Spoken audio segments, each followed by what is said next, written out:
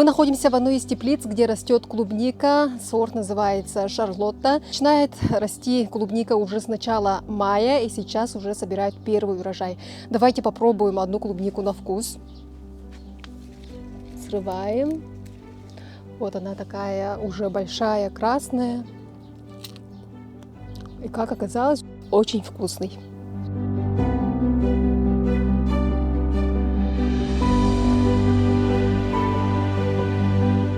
Шмели вот в этом году мы стали использовать, ну, видно, результат есть. Они помогают тем, что они опыляют.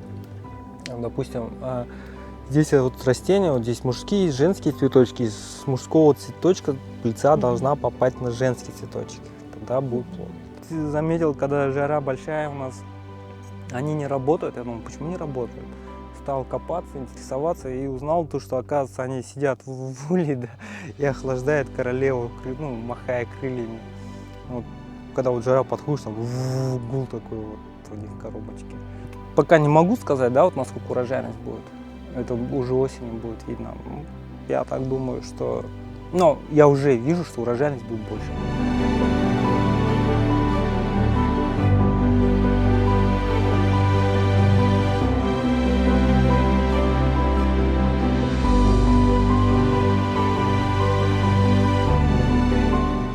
То, что мы всегда сажаем, это более 20 культур, ну, разные, начиная там от морковки и заканчивая кукурузой, клубникой.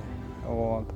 Наше предприятие этим и славится, то, что у нас есть выбор, вот, и поэтому люди к нам едут. И у нас резкие перепады были. Растения тоже не любят, когда там, по-моему, до плюс 9, там 11 что-то у нас опускалось, и, по-моему, бах, 30 градусов, да. Вот растение тоже не любит, оно получает стресс и, соответственно, медленнее развивается. Ну, арбуз, допустим, у нас с гектара, там, рассчитываем, ну, минимум 10 тонн взять с гектара, посмотрим, как будет на самом деле.